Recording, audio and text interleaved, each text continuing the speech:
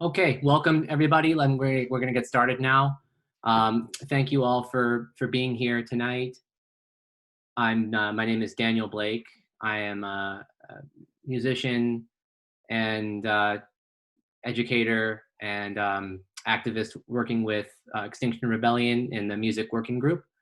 And it's my great pleasure to be joined tonight by two very special guests for this conversation, which I wanted to have in a public fashion because I thought that the questions that were raised by the work that's being done by the Poor People's Campaign, by our two cultural co-directors of the Poor People's Campaign, Pauline Pisano and Charon Hibrar, who are joining us tonight, would be best explored publicly in front of an audience. And I'm so glad that you've all decided to join us. So I'm just going to introduce Charon and Pauline now, and then I'll let them kind of introduce themselves further, perhaps musically.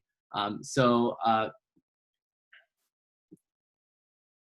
Charon Hibrar is the Director of Cultural Strategies at the Kairos Center.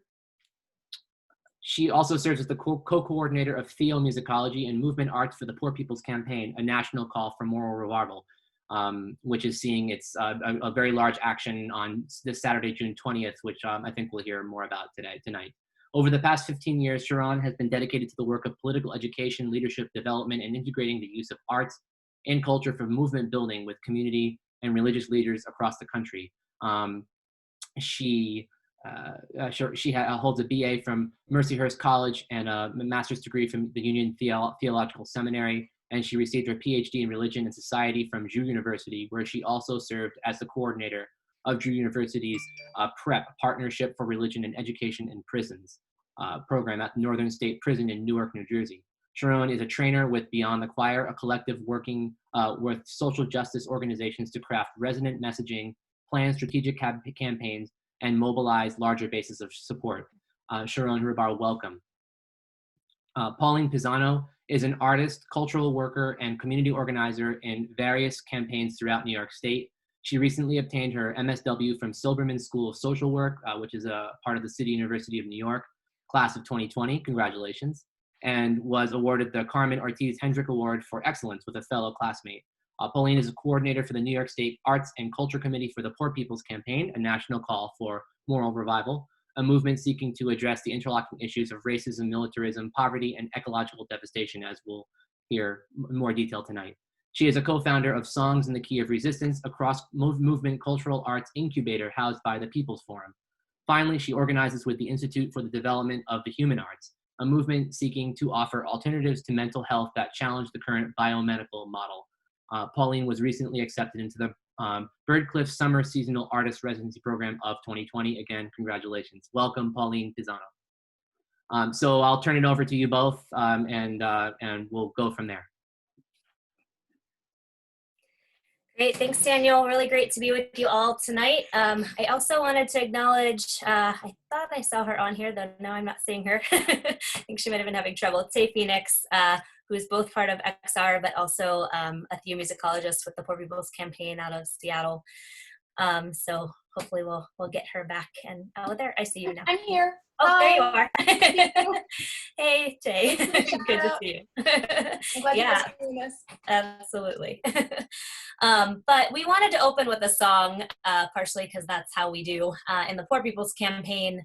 And we'll be talking more tonight just about the importance of arts and culture in our movement building. And it's just a good way, I think, to ground us and remind us why we're here. Remind us of how we can be connected across these many miles through our voices and through space and stay in this moment together.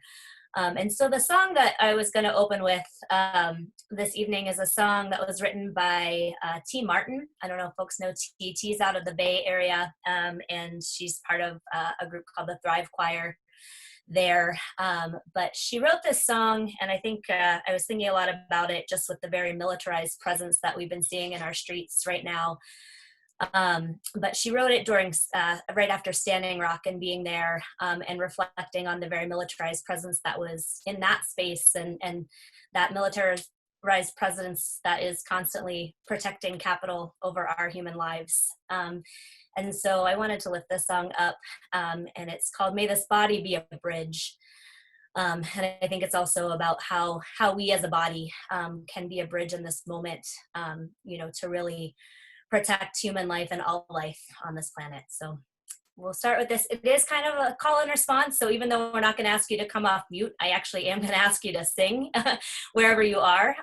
And, we'll feel each other's singing across the ways and hopefully get to see each other. So thank you.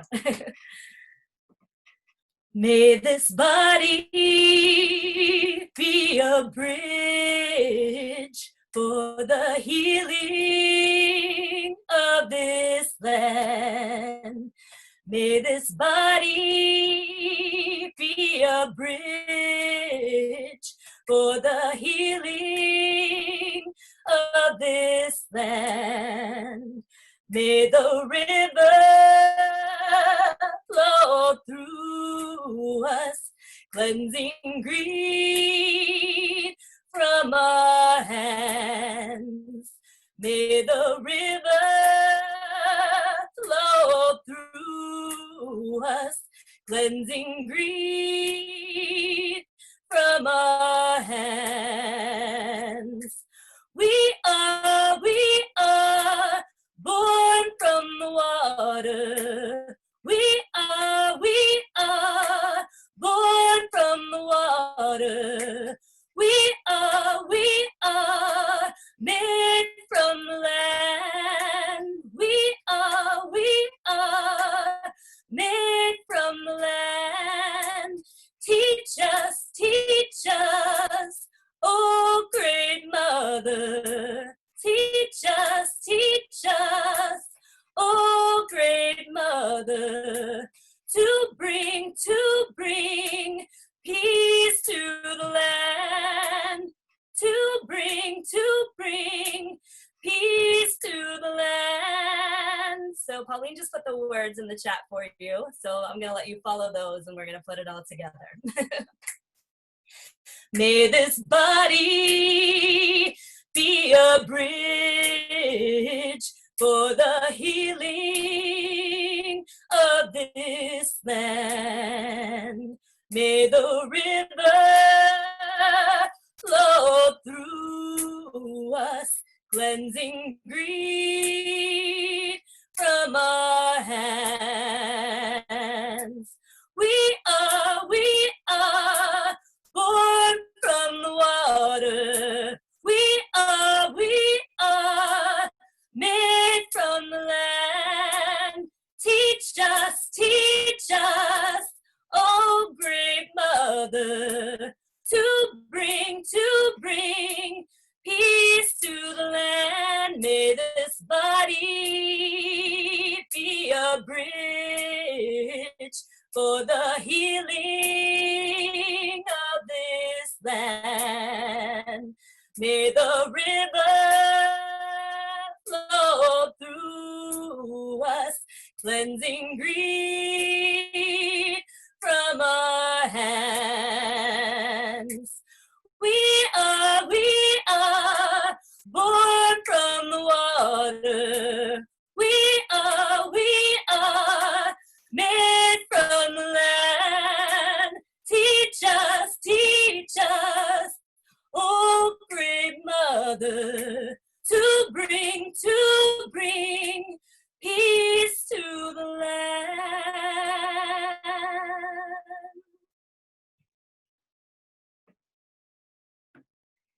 Thank you all for singing. I could see you all singing with me and really finding that presence. So thank you.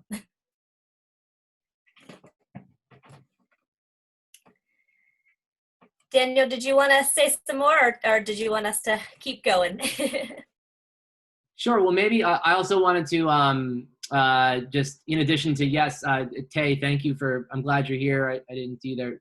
I also wanted to give a shout out. Tay was introduced, was the reason we made this connection. So I wanted to give us definitely a special thanks to Tay Phoenix for, just helping to facilitate this call and this meeting. Also a shout out to Jason Yeager and a couple folks who aren't here, Sarah Vogel is here, and Cheza Zoller and Gail Bonker, who's going to join us soon, my colleagues in the music working group, and Chelsea McMillan, and sorry if I'm forgetting anyone, but just wanted to give a shout out to those folks as well, who just helped to create this group, and I guess I'll just sort of quickly kind of run through just to kind of like set the context for this call, in terms of like how I became interested in my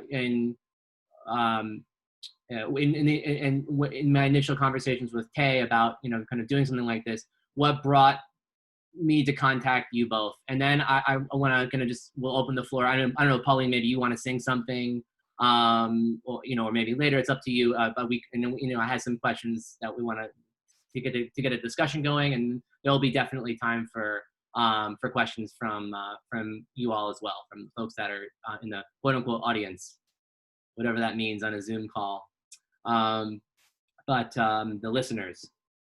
And okay, so I'm just gonna try and share a screen. It might be helpful to see these words as we go. So for those of you who don't know, Extinction Rebellion has 4 demands that are kind of at the core of its mission.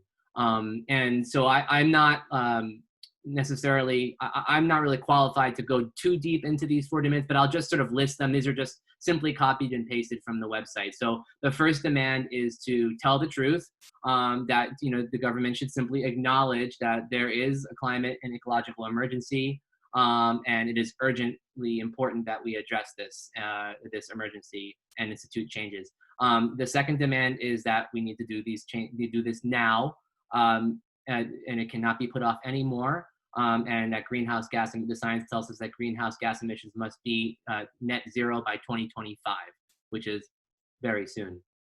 And that the third demand is that these are beyond politics. And there's lots of literature that you could find on Extinction Rebellion's website about the Citizens Assembly, the concept and practice of a Citizens Assembly. And where is the fourth demand? Well, the fourth demand is what brought me to this conversation. The fourth demand is that this all should be a just transition. And you can read those words below there. But that Black, Indigenous, people of color are disproportionately affected by climate change, and that there should be a reparative component, perhaps even a central component to the shift towards net zero emissions, should be to repair the effects of ongoing ecocide, to prevent extinctions of humanity and all species in order to maintain a livable and just planet for all, and a recognition that Black people, Indigenous people, and people of color in poor communities for years of environmental justice have been disproportionately affected by the effects of climate change. This really matches up with the Poor People's Campaign, their statement on ecological devastation, where they say the truth is that poor people live on the front lines of climate change and bear the brunt of costs and impacts of climate volatility. And the Poor People's Campaign then goes on to list a series of demands, which are very much in line, I think, with Extinction Rebellions. So that's pretty much it for my little presentation there. And that's what brought me. The other thing that brought me to this conversation was to discover the amazing songbook, a movement songbook that Charon, I just learned that you had a role in putting together. But before we get to the songbook, I'm wondering if you could just sort of talk about the modern, Poor People's Campaign has a long history going back to Dr. King. And just wondering if you could talk about this modern day incarnation of the Poor People's Campaign, how and why it came about, and how it led to the upcoming June 20th virtual mobilization that's coming up this Saturday. Sure. I can start, and then Pauline, you can jump in as well. So the Poor People's Campaign in its current formation, the Poor People's Campaign, A National Call for Moral Revival, was launched in December 2017 and really brought into action with 40 Days of Action in the spring of 2018. But as many can probably tell and figured out, that it's been based on a lot of years of organizing that happened before that, including drawing back to the original Poor People's Campaign of 1968, and including that some of the leaders that are part of the current campaign were part of that first Poor People's Campaign in 68, especially some of the work that is kind of comes out of how I was brought into the movement through welfare rights organizing. That was part of that first delegation in 1968. And that kind of grew into as welfare was reformed and homelessness became a greater phenomenon as we saw greater deindustrialization and technological advancements in the country. The reality and precarity that people were experiencing, leading to a massive population of folks being displaced and houseless, was a history of organizing that is something that grounds this campaign today and the lessons that were learned there. But really, we saw a lot of work that came out of years of organizing, finding a need to come together, particularly with, as Daniel mentioned, I work out of the Cairo Center at Union Theological Seminary in New York, and a network we'd been building for 20 plus years, and the work that Reverend Barber had been doing in North Carolina with the Moral Mondays movement, and a network he had been building, and seeing how we could bring this work together in this critical moment, where we really see being amplified right now, and in this multiple, crises of this pandemic, in this, economic crisis, in this climate crisis, and in this systemic racism, violence, and crisis that we're facing, and really, the work that the campaign has been doing for the last several years of bringing this platform together, and seeing that we can't see these as silos, but they are intersecting issues, especially in the lives of 140 million people that are poor and low income, and we know that's just multiplying right now, as we just saw the threshold of folks being on unemployment go over 45 million people this week, right? And so, this campaign is really, it's from the ground up. We are a national campaign, but we are a state-based campaign, and a lot of folks that are holding this work down are folks in poor and low-income communities that have been organizing for a long time and have been, have real solutions to what's going on. But haven't had the platform to really put those forward in a strong way. And I was, encouraged the other day. One of the things we've been fighting, is to cut the military budget in half, and we saw for the first time that, Barbara Lee took that as an actual major platform towards Congress. So, the power that we have when we come together to be able to push these kind of things forward. One other thing I wanted to say, speaking to the environmental platform, we drew on Dr. King's triple evils when we started the campaign, with looking at Dr. King talked about in Beyond Vietnam and other places toward the end of his life, the need to address the intersections of racism, militarism, and poverty. But he was also already then really calling out, some of these ecological crises, and asking the questions, in one of his speeches, he was saying, who owns the water, who owns the oil, who owns the iron ore, right? He was asking those critical questions then, and we see that really amplified today. And as we were going around the country, organizing in poor communities leading up to, this launch in 2018, we just really saw that, whether it be raw sewage in people's yards, or whether it be people's water being poisoned, not only in Flint, but all over the country. I actually come from my hometown in Western Pennsylvania. We have a ton of fracking going on there, but I had huge cancer rates in my area. I live in Beaver County, which is where the big Shell cracking plant is now. But we had the first nuclear power plant in the country. We had a steel mill, and we had a uranium plant there. So, by the time I was growing up, I had 13 members in my family die, while I was in high school. So, this reality is something we're seeing. You can't not look at this environmental crisis alongside the way poor communities and communities of color are being attacked right now. It's all connected. And so that's really, why we pulled together this campaign and pushed forward this platform that, though it's a lot of demands, right, to read through as you go onto the website and you can look, it's very, it's a comprehensive set of plans. And if you go through the website, you'll also see we put out not only a moral agenda, but a moral budget that actually goes through the U.S. budget and says, we have all the resources that we need to spend, all the things that we can have universal health care, we can have, a green energy plan, we can have all these things if we actually reprioritize how we're, pushing forward the policies and pushing forward the structures that we're building in this country. So it's a big thing, big ask, but we say, like, if this is the time to demand it. We're in a moment where the legitimacy of the current structure is crumbling, and so we have to demand what we know is possible. I'll stop there for a moment. Yeah, I can jump in. I read Chaos or Community by Dr. King, and he predicted, I think that book came out in 1967, that if we weren't going to do something about the intersecting evils of consumerism and militarism and systemic racism, we will be swimming in a sea of trash. And when I read that chapter last year in school, I was reminded that this could be how the system is designed. This could be predicted, because indeed there is an island of trash off the coast of New York. And so, I first actually came to this movement from an environmental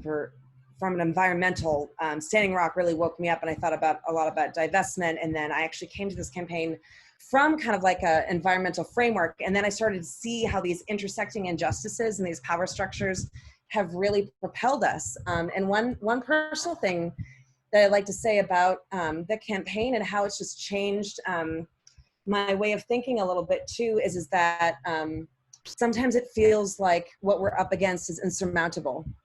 And sometimes there's a lot of guilt and a lot of questions about the human condition. And we ask the question, are humans good or are humans bad? And there can be a little bit of a tripping up of thinking that all of humanity is doomed, that we're horrible plagues on this planet.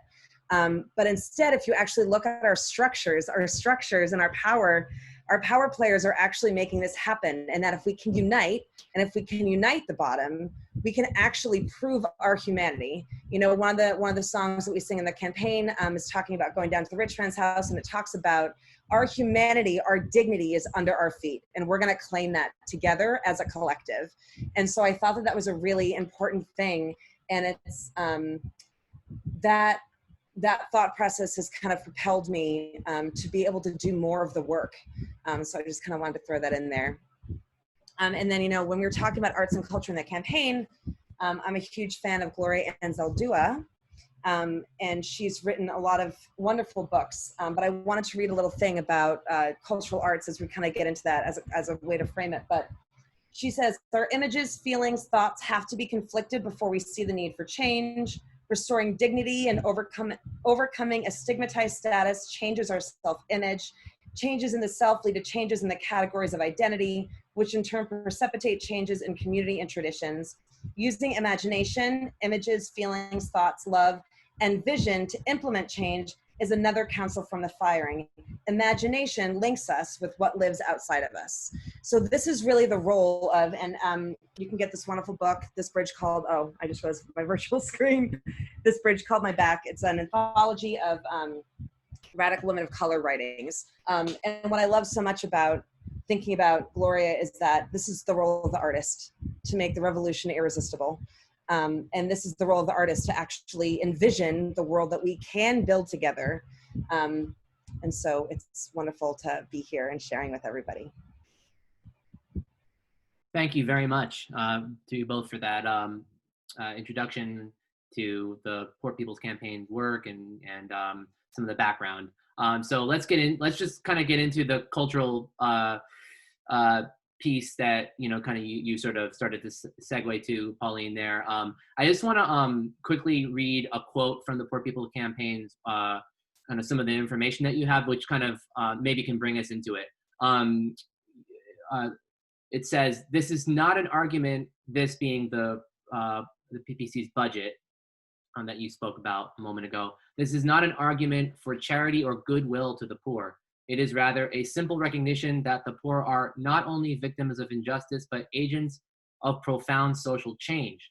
This is why the Poor People's Campaign, a national call for more moral revival, continues to organize and build power among the poor today. It understands that those who have been cast out of the economy and who are living on the few remaining crumbs of its meager offerings are also articulating a way out of this wretched existence, not just for themselves, but for all. So like a way off of the island of trash, a way out of that, is being articulated by the very people who have been most cast aside or cast onto that island in the first place. So, to just continue with that metaphor, I'm wondering where you see, well, this could go to either of you. I'm wondering where you see what's described as cultural strategies. You can use please correct me or inform me of a better term there, if I'm not hitting it right, but, like how organizing, what a cultural strategy might be to instigate, catalyze, help along, support such a movement as is described in the quote I read, or any other quote that you wish to bring out.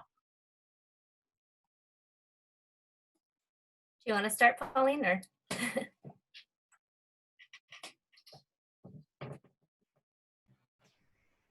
I guess I can jump in. All right. So, and then Charon will fill it out more, because Charon has been doing this work a lot longer than I have. Cultural strategies do two things in my, from just my experience and what I've experienced personally in the campaign. They do the work of the inner work, which is really, really important. As we change our inner world, we also change our outer world. And they also do the work of bringing people into the movement. So one thing that we have, that our society has kind of forgotten, is that we're all creative beings. We all have a creativity within us somewhere. And so one thing that we kind of talk about is, that's a part of our humanity. That's a part of our healing. And so to be robbed of that, to have our identities based on what we can produce and who we work for, is very problematic. And it compartmentalizes who we are, and it dehumanizes us. So when I think about cultural strategies, we start every meeting with a song, we end every meeting with a song. It's a way for us to build community. And there are cultures all over this globe that do just that. But we have been colonized and imperialized, so we have not been doing that. And so some of the cultural strategy, I think, is to kind of bring us closer to our humanity, closer to one another. And then there's practical actions too. When you're on the street doing actions, there's songs for de-escalation. There's songs for when we're afraid, when the police are nearby, ways to kind of slow everybody down and hold everybody together. So there's a lot of different pieces of that. And then I'll let Charon kind of jump in more on some more strategy. Oh, that's great.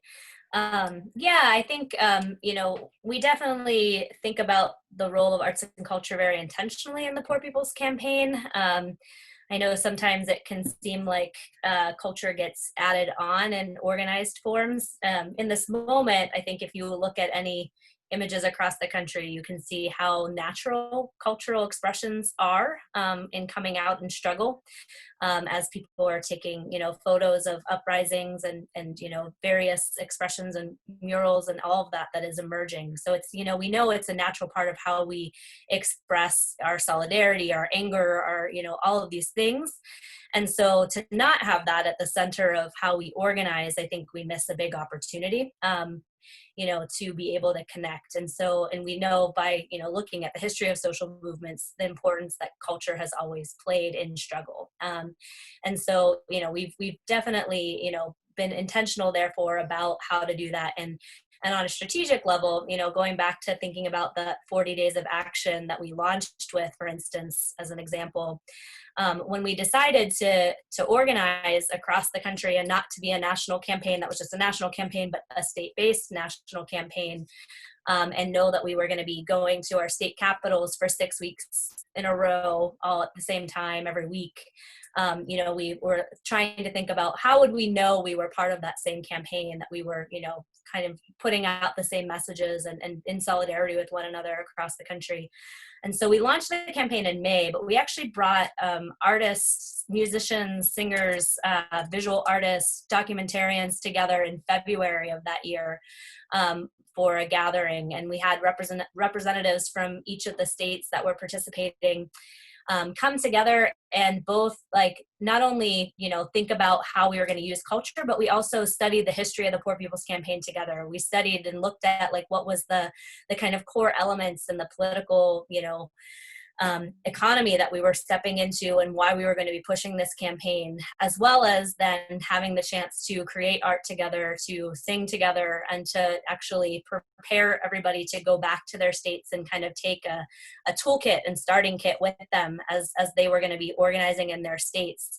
And so it wasn't just at the last minute that folks would be asked to come in and do some culture stuff or add an art build, but it was really from the beginning of the organizing work that we saw the importance of how are we going to, we talk about it as create one band, one sound, and really create a visual unity across the country of the message that we were going to try to push forward.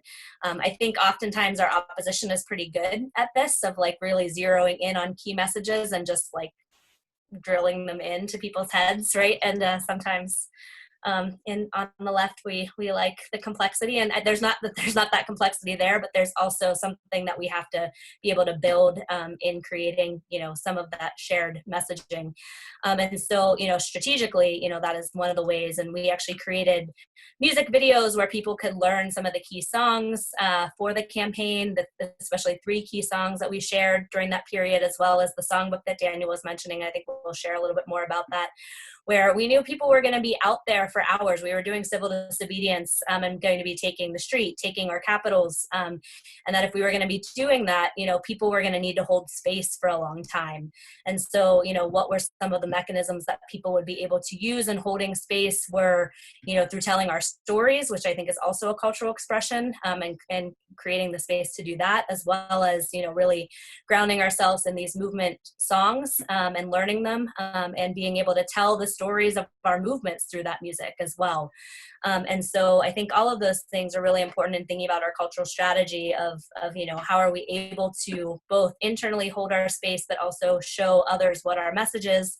And I think, you know, it's really, we talk about it as a battle of ideas as well. You know, like those that we're up against are really good at creating powerful messages and using all kind of culture and media to, you know, continue to push forward those messages. And we have to be able to master that as well. And the cultural work is a really important way, and an organic way that comes out of our struggles that can help us to do that. And last thing, I think the other piece, I think culture on the side of the powers that be is also oftentimes it's both stripped from us and kind of fed back to us, I think, and co-opted. And it becomes very performative. I think on our side, we've really taken back, like, how do we create a way that people can participate in culture? And so as we started tonight, even with the music, you know, the music that we do, we really try to emphasize like music that can be shared and expressed and participated in. And so that people, you know, you can feel something happens to your body when you're singing with people next to you, you know, and you have a large group of people that are in that space and holding space and getting to push back against, you know, those that we're up against, and breathing and singing at the same time. So yeah. Wow, that's such a powerful point that you just made about culture being simultaneously stripped away, but then also fed back to us. And when you use that word performative, it kind of brings to mind sort of maybe a sense of authenticity that perhaps can get lost.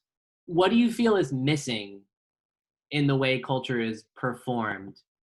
You know, if I call it kind of mainstream political life, what do you feel is, you know, maybe this is too complex or to get into now, but I'm just, it's just a question. I might throw that to Pauline as Pauline comes out of a performance background. I would say the collective community. The way that the performativeness is that it feels very individual. As an artist, I was really, and still am, right? We're still in like a very like individual container. But all of a sudden I realized that I could make music with community, and that really brought music back to me. And that brought community back to me. And so I think that one way that the performative thing is that, you know, we have this illusion in our head that this person's gonna, you know, as if one person writes a song, they're all ideas built up on ideas. So ownership of one thing is also something that I think that we can challenge. You know, but also, you know, it's upheld because actual resources do get sent to one person we're taking credit for work that many people have done. And so our illusions are kind of actually upheld in real time. So that's kind of how it's fed back. So I really think about the level of individualism and the performativeness, and that having community is really wonderful. And it's great to kind of be in spaces where that is strived for. You know, just as a musician myself, it's so true, right? I mean, we so focused on who's making it, who's got the, you know, if you're in pop music, who's got the hit, and who's trying to, you know, everyone sort of seems to be striving for this certain notion of success, which really has capital at the root of it, doesn't it? And, you know, as a sort of a goal to kind of, you know, capture that prize. So yeah, excellent. I mean, one kind of one way you seem to be achieving kind of this collectivity that you speak of, this authenticity, this togetherness, is through producing documents like the movement songbook. And you know, it inspired a lot of, it brought up a lot for me as a kind of like you know, as someone who teaches classes on music and politics. You know, I'm really interested in kind of how songs have been used through over time, you know, in past movements. And there's like a history, as I'm sure you're aware, in the labor movement of publishing songbooks, abolitionists, you know, movements of the past that are still informing us today as we pursue pursue our efforts, as you talked about, in awakening, reawakening, and awakening, extending the traditions of King and so on, for Saturday's action. You know, so this choice to publish a songbook, and not just to publish a song. I'm going to link to it in the chat here for those who didn't see it in the Eventbrite page. You do it in a way that, as I said to you in our conversation offline, in a very accessible way. And so I'll just share the cover page here. Hopefully I shared the right screen. Can you all see that? Yeah. Okay. Thanks. Yeah. Okay. So just to scroll through the first couple of pages here, you know, you've got pictures of, you know, actions, people in action, a beautiful short succinct introduction, and inspiring quotes, historical quotes, beautiful art. I don't know who is that artist from. It's Just Seeds. Yeah, so the Just Seeds Collective is actually a collective of artists, both in the US, Mexico, and Canada, that we work with in the Poor People's Campaign. And if you visit that site, you know, they'll see lots of wonderful movement art, but they actually did a collection for the Poor People's Campaign of 25 different political posters that have all of them, if you look at the titles of them, are actually connected to a whole pedagogical series too, that go with different quotes from movement leaders and essays and speeches. And so, yeah, they're another wonderful cultural resource that we're used all over the country and continue to be as well. Great. And you know, and then so I'll just point out one thing that I love about this songbook, and then I'd love to hear about how it was put together, is that every song you know, has a you know, when applicable, there's an author. So you have like songs by groups like, you know, Sweet Honey in the Rock, you know, which many of us are familiar with, you know, and then songs with no author. And you know, where recommended uses for the song, everything from a march or a rally to de-escalation, to vigils, sit-ins, and so on. And then importantly, there's no sheet music. It doesn't assume, you know, kind of like a sort of rarefied kind of musical literacy, but rather you link to a video, usually done by, I shouldn't say usually, but often by not groups that are not professional groups. Sometimes you have student choruses. Sometimes you have, I encourage you all to look through the book and just see the variety of material that's contained in here, just the media, the actual culture. And, you know, and then sometimes there's like a shot of a protest, you know, so this song being used actually, you know, in a couple of years ago, or perhaps last year, or perhaps even more recently than that. So anyway, I can go on and on about how much I love this songbook, but just wanted to, you know, just raise a couple of things that I love about it, and, you know, then just ask, you know, either of you, how did this songbook come about, and how are you, what are your hopes for how it might be used as a music working group, you know, and for Extinction Rebellion? This is something that one of the things we're trying to explore is how to use music in actions, in future actions. And so, yeah, just I don't even know if there's a question in there. It's just Yeah, I love I this could say songbook, some and I'd love to things. hear you talk about it.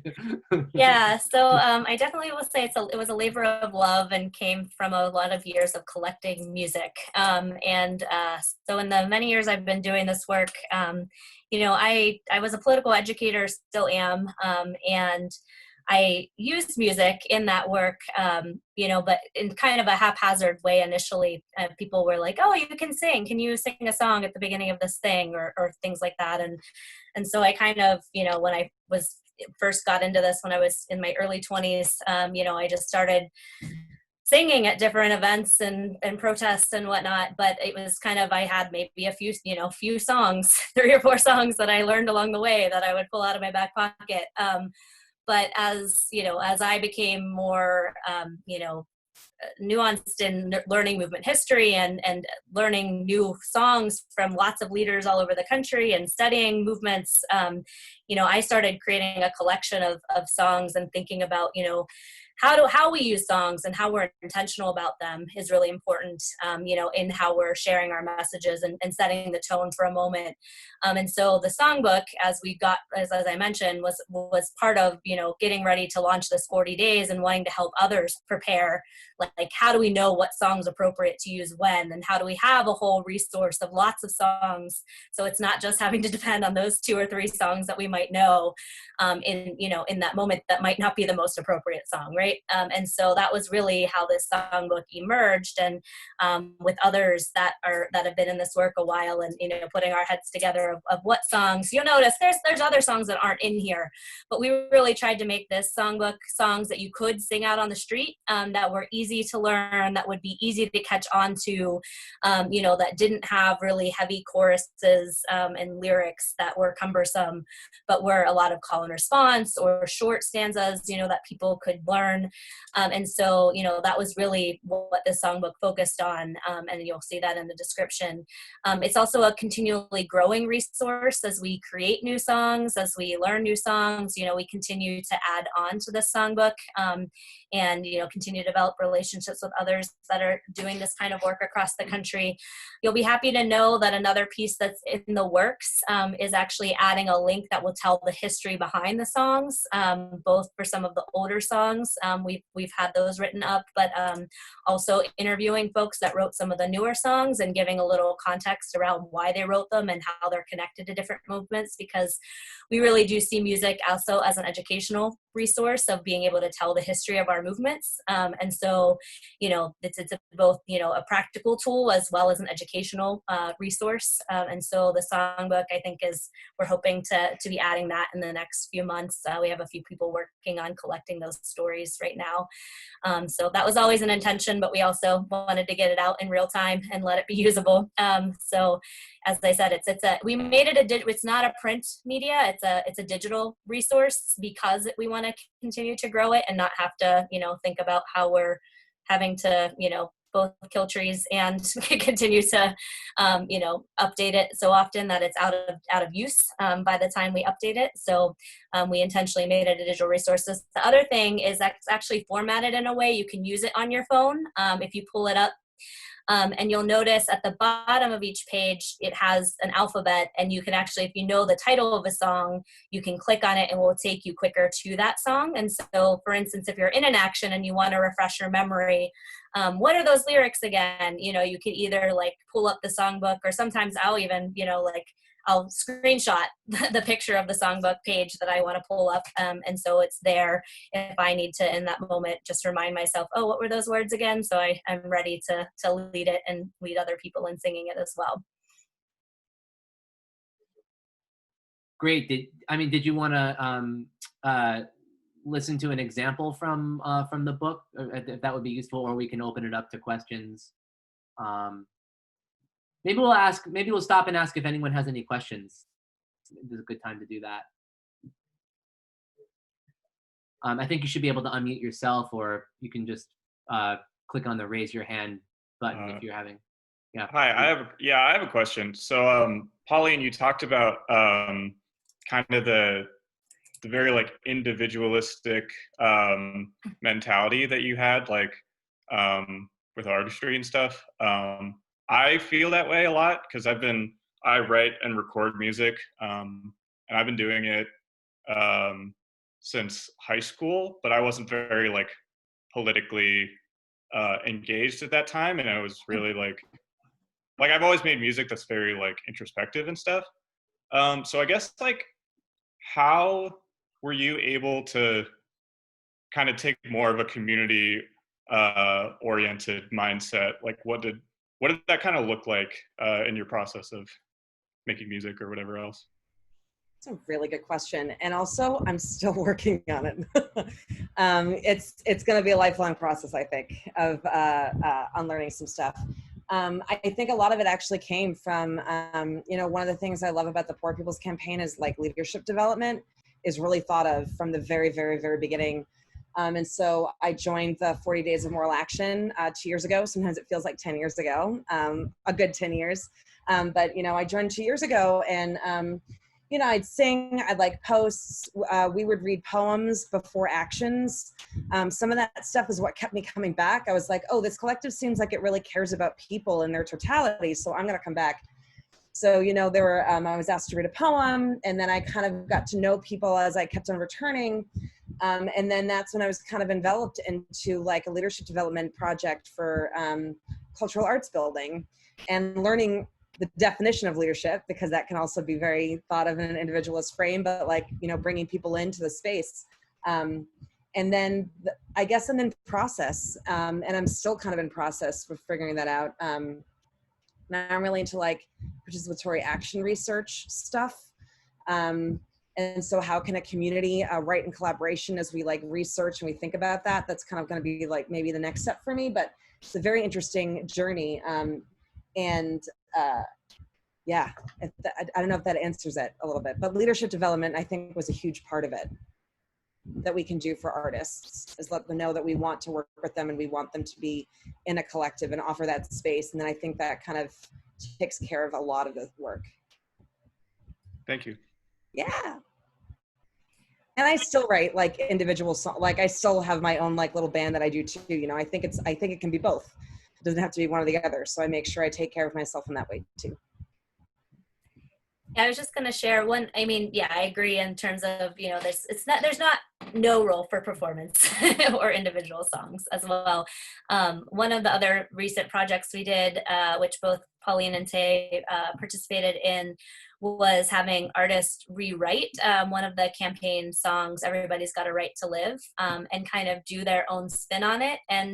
But it was done in a way like that was also part of building community, to have people kind of showcase their own style and show the diversity of the campaign as people kind of created their own versions and rewrote verses and, did Spanish versions and did, hip hop versions of it. And, I think I think the project then became like both people could work on their own artistry in a way, but then also be part of a kind of collective process and project in putting that out. And so I think we can think outside the box of like, it's not just the only like everyone has to participate in singing the song, but what are other kind of ways we can use our creativity to continually like, put out the kind of messaging and music and ideas that we're trying to push forward in this work.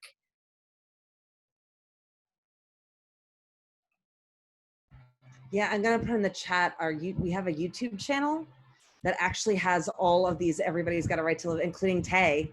So I'm gonna put this in the chat so everyone can kind of see. It was actually really, it did a lot of those. Please do. Yeah. So creating a space. I like that. That's an evocative phrase for me. Creating I'm paraphrasing you, but creating a collective or inviting artists to be part of a collective that's created within the organization, and that is leadership to extend outward opportunities for engagement. And I think it's an important kind of component of these kind of like collective minded ideals that we share. And other questions, please just jump in. So one of the things that's been Charon, what you said about, music aiding with the inner work, which I think is really important. I think one of the things that's been on a lot of people's minds lately is how do we help white people fast track through the fragility piece and the not knowing where to put the hands piece and just get into let's fix this thing already. And I'm just curious, are there songs from the songbook or from elsewhere that you feel are useful in that? I mean, I don't know that I would single it out to a song. I do think that there's this piece of how do we build collectivity, and that the music helps to do that, and how do we build a collectivity that is actually a real accountability. I think the one piece of and of whiteness is especially when we're talking about systemic racism. I think we have to be able to understand there are moments that we can bow out. But what does it take to actually make you understand that I can't bow out, because this is now my community and these are my people. And so I think there's something very deep, and if you're ever in a Poor People's Campaign space, I do actually think that there is a deep sense of real commitment and family that is created in the space. And I think that and music is part of that. I do think music is part of building that kind of deep, respect and accountability and connectedness. But I don't think it's alone. So I think there's the piece of how do we actually learn to enter a space that we are, learning to, learn lessons from others, and we learn from the leadership, especially of people of color that have been in the struggle. And there are moments, and where we find commonalities as well. And I think that is a piece within the campaign. And one of the things I think we lift up in terms of understanding white supremacy and how it works is, especially when we look at the 140 million, we also understand, while there are things that white folks won't experience, most likely, the kind of police brutality being one of them, there are also ways that systemic racism is used to, oppress and keep separate and hold down, especially poor white folks that are still a huge population in this country, right? And so that's a part of, I think, oftentimes in left movements that we don't actually talk about, and something we are very intentional about talking about in the Poor People's Campaign, of needing to understand that kind of class unity, and then what that kind of accountability that really looks like, of coming together as poor and dispossessed people that doesn't allow us to bow out.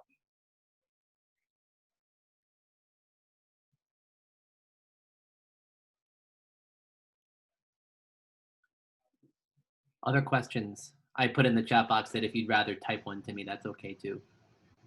I have a question. I was going to ask, I loved when Pauline, when you said the role of the artist is to make the revolution irresistible. And was that your, I'm sorry if I missed it, were you citing somebody else, or is that your Yes. phrase? It's amazing. Yeah, no, that's somebody else. That is Tony Cambria. Okay. Charon, is that right? Mm-hmm. Yeah, it's Tony Cambria. Yeah. Amazing.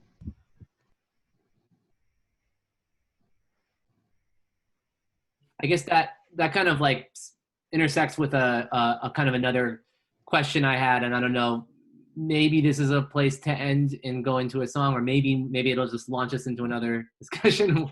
But you are kind of you're Sharon, you're also kind of work with the Kairos Center, and I know that that's one of the organizations that kind of has led to the Poor People's Campaign, along with Repairers of the Breach. And I'm wondering if you could just, what is a Kairos moment? And Just explaining what that means. yeah, well, why do you think we're in one of those now? I think Jason's question sort of brought that up for me, this idea that the revolution is irresistible. Maybe even you can even use the word inevitable, perhaps, or making it inevitable, making it like unavoidable, getting to this critical mass. And so I'm wondering if you can bring that around to the idea of a Kairos moment, why you think we're in one now. Yeah, for sure. So for those that, if you don't know the term Kairos, there's, Chronos and Kairos time, Chronos having to do with chronological time, and Kairos having to do with an inbreaking of time and something else kind of coming up through that and breaking out of the ordinary. And, I do think we are in a Kairos moment. And one of my mentors, Willie Baptist, often talks about there being kind of two things that are necessary for social movements and social change of this nature that are, one is consciousness, which we're constantly trying to build in the kind of work that we're doing in social movements. The others is conditions, and it's conditions that will drive the kind of numbers that we see of people kind of having to be in the streets, whether it's, as I mentioned in the beginning, we're experiencing multiple crises all at once, right? It's the pandemic, we're experiencing this health crisis, we're experiencing, the economic collapse that we're seeing, we're experiencing this climate crisis, we're experiencing, the police brutality and systemic racism that has been, continuing, but people, because all of this is happening at once, like it's this moment of these conditions are inevitable where people have to respond. There's the quote, you can only stand on someone's neck for so long, right? Before they're gonna have to respond. And so this is that moment, that was apparent. And, George Floyd, what we saw, people were outraged about George Floyd, but we were also outraged about the so many ways that our humanity is being stripped, right? And so, we have to, in movements, see this as a moment that is an opportunity to, be able to produce something different. And, W. Du Bois actually wrote a book that many don't look at called Black Reconstruction in America, where he wrote that book in a time when the New Deal was actually being worked out.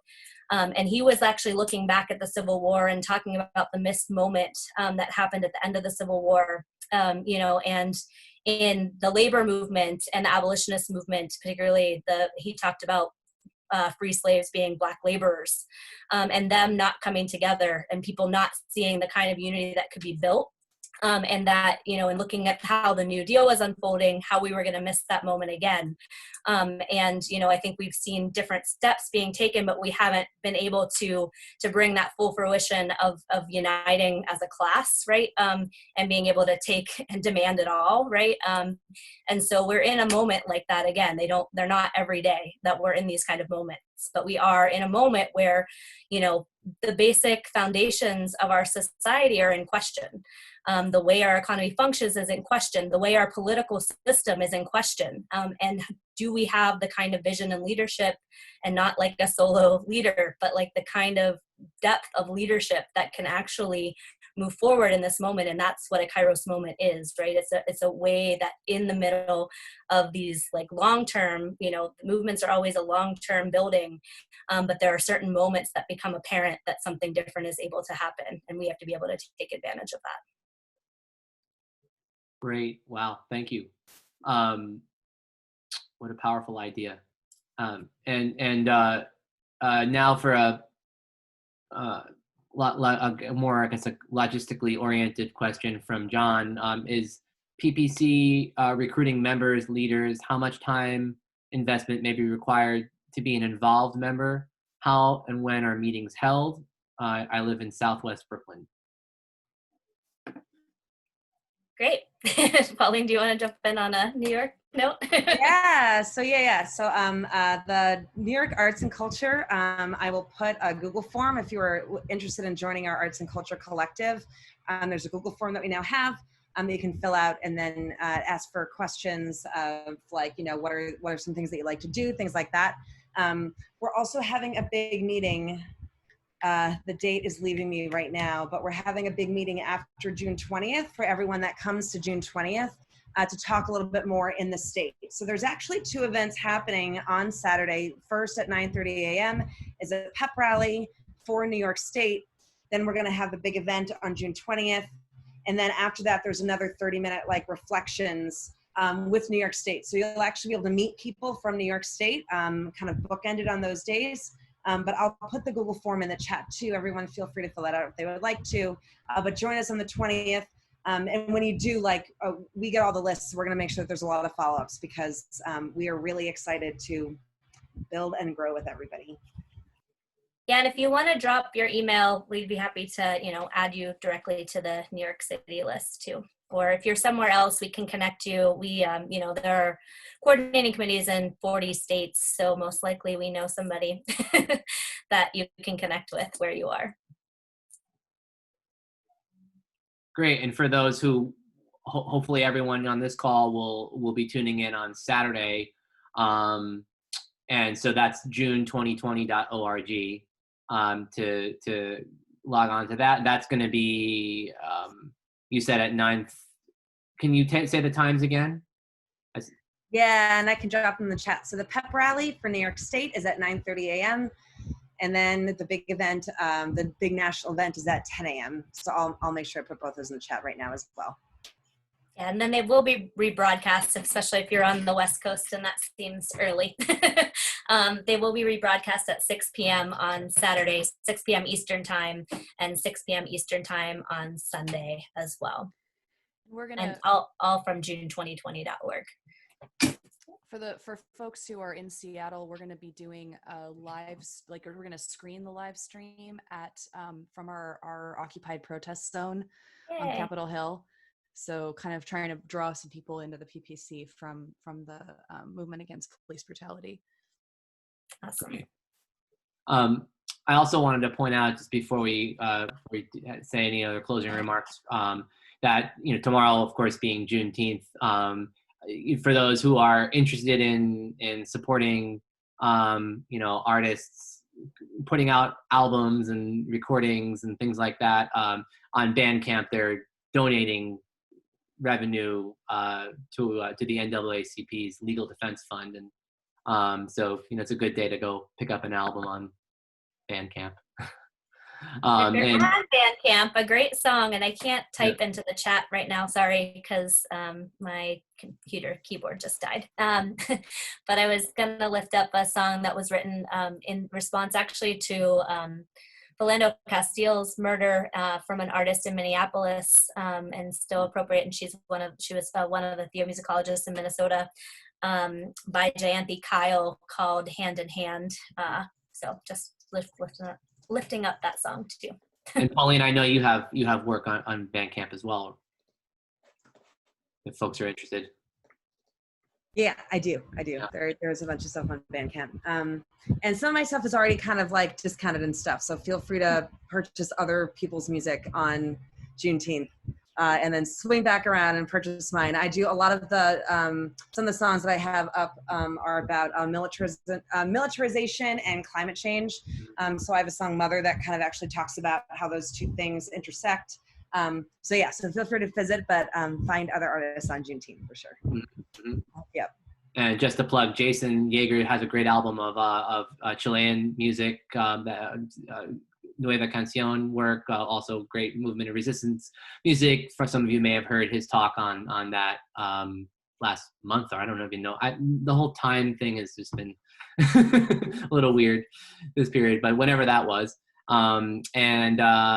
Okay, so Saturday, let's all meet up there and support this wonderful mobilization that's happening online, for better or for worse at this point in time, and hopefully next time in person. And I'm gonna mute myself after this goodbye and let you all play us out if you'd like. But I wanted to thank you, everyone who joined us, for taking the time to be a part of this conversation. I hope it was as fruitful for you as it was for me. And I know that we'll have lots to think about at our XR Music Working Group moving forward. Thanks again to Tay for making the connection, and to my colleagues in the working group for being here. And of course to Charon and Pauline for joining us, taking the time. I'm sure you're so busy now, and I'm really grateful to you for taking the time to speak with us this evening. So I'll let you either say anything you want or play us out with a song. So I think both Tay and Pauline might have a song. But one thing I had to, just last thing I wanted to share, we'd be happy to, stay in touch as you're continuing to think about the use of music in action spaces to another one of our friends and comrades that we work closely with that also we think a lot about this with is Luaya and Frankie Lopez from the Peace Poets, but like just thinking about how, I think there's a lot more we can say about like just strategic ways to kind of use music as action. And so maybe there's another time we can get back and share a little more on that. But I don't know, do we have time for 2 songs? I'm totally fine to skip doing one, that's fine. People might be down though. Yeah, mine's kind of like, it's got like beats behind it. It's like a little peppy, so I can close out if you want to start. And then if people hop off when I'm singing, that's cool. Sure. Yeah. I was gonna teach folks the song that Charon mentioned earlier, Everybody's Got a Right to Live. So the way that we do it is it's one of those zipper songs where you just change one word every verse, and that makes it really easy to use when you're at a protest or sort of to draw people together because everybody learns it real quick. But it's also malleable, as are a lot of these protest songs. We ended up using it in city council chambers a couple of years ago. So Seattle is like the epicenter of the Amazon blast radius in terms of lack of affordable housing. And so we had a really solid movement here and continue to have a really solid movement here for raising city taxes on Amazon of various kinds in order to build affordable housing. Because, if you broke it, and so the way that we usually sing the song in the PPC is, everybody's got a right to live. Everybody's got a right to live. And before this campaign fails, we'll all go down to jail. Everybody's got a right to live. And then we replace live with love, learn, breathe. And at some point in the midst of that, we do a call and response. So it's like, everybody's got a right to live, to live. Everybody's got a right to love, to love. And so there's like, we get this like back and forth going. When we were using it in city council chambers, we sort of melded we had this chant that we kept yelling, and then or this chair of the city council was like, no, you have to stop yelling. So then we started singing. So we did, everybody's got a right to live, and we are here to fight, 'cause housing is a right. Everybody's got a right to live. So we sort of use that in and out. So that's that. I wanted to just share that, and I'll let Pauline take us home. Thank you. Oh, I see my friend Gail is on here. Hey, Gail, I didn't see you before. Gail's another, as I'm sure we all know Gail, but we've been singing Poor People's Campaign songs to Key Resistance, XR songs. Really awesome. It's really great to see you. And Gail has a video in our YouTube playlist videos, as does Tay, so definitely check those out. I wanted to get this correct because this is important. So the role of the artist is to make the revolution irresistible. That's Tony Kade Bambara is the actual name. So that is in the chat, but I appreciate the accountability. That's really important. So I'm glad that we have that because I see it's recorded. So we're gonna kind of close out with a song. I wrote an instrumental piece called Octavia. I read a bunch of Octavia Butler books kind of like over my winter break, and Octavia Butler is another artist and writer and sci-fi writer that makes us think about imagination, and she's got a lot of really awesome things to say about sci-fi. In Parable of the Sower and Parable of the Talents really talk about the intersections of ecological devastation, consumerism, and militarism, so I really recommend checking those out. So this is an instrumental named Octavia to lift her up, and we're gonna throw in some songs. We're gonna do a little bit of a mashup, but we're gonna sing 2 things by the Peace Poets. Lou Aya and Frankie Lopez, as Charon was mentioning, are in the Peace Poets. So we're gonna sing the song We Are the Protectors, and then we're gonna go into the song The People Are My Reason,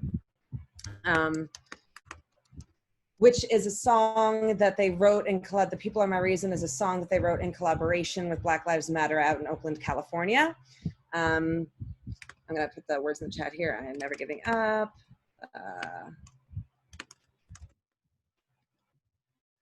You can't hide from freedom, because freedom's gonna come. Okay, so we're just kind of gonna get in where we fit in. It's all gonna be call and response. And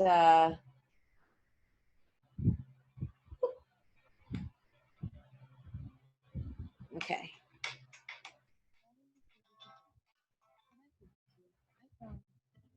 Okay.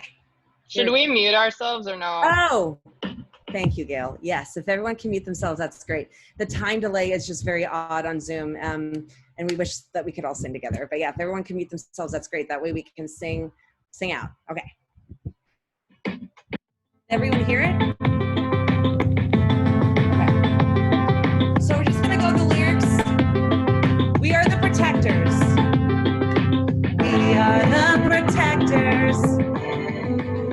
You got it. We are the protectors. Rising with the mountaintops, flowing with the ocean.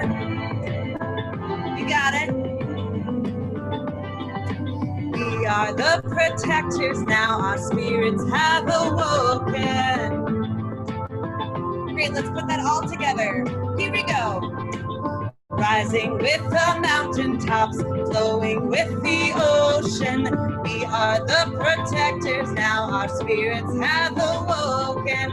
Rising with the mountaintops, flowing with the ocean. We are the protectors now, our spirits have awoken. Rising with the mountaintops, flowing with the ocean. We are the protectors now, our spirits have awoken. Great, we're gonna go on to the other song, The People Are My Reason. The people are my reason. The people are my reason. The people are the reason I am never giving up. You got it, here we go. The people are my reason. The people are my reason. The people are my reason. The people are my reason. The people are the reason I am never giving up. You can't hide from freedom. You can't hide from freedom. You can't hide, no, you can't hide, 'cause freedom's gonna come. The people are my reason. The people are my reason. The people are the reason I am never giving up. So I'd like everyone to take a deep breath in right now, all together. A deep breath out. I'd like for everyone to visualize somebody that they're doing this work with. Send them love. Now visualize somebody that you're doing this work with, that you're developing, who's also developing you in that co-creative relationship. Breathe in, breathe out, send them love. You can open back your eyes if your eyes were closed. The people are my reason. The people are my reason. The people are my reason. The people are the reason I am never giving up. You can't hide from freedom. You can't hide from freedom. You can't hide, no, you can't hide, 'cause freedom's gonna come. The people are my reason. The people are my reason. The people are the reason I am never giving up. 'Cause you can't hide from freedom. You can't hide from freedom. You can't hide, no, you can't hide, 'cause freedom's gonna come. 'Cause freedom's gonna come. Freedom's gonna come. Freedom's gonna come. Freedom's gonna come. Thank you all so much. So that was songs by the Peace Poets. Both of them were by the Peace Poets. They're really great de-escalation and marching songs too, if marches are happening too quickly and people are scrambling when the cops are nearby. People can sing these songs to kind of slow everything down. So thank you so much. We hope to see you on June 20th, this Saturday at 10 a.m. Thank you. All right, thanks Thank you, again, guys. everybody. Thanks again. Yeah, thank you. Thank you all so much. This was wonderful. All right. Awesome. Good to meet y'all. Be well, everybody. Yeah.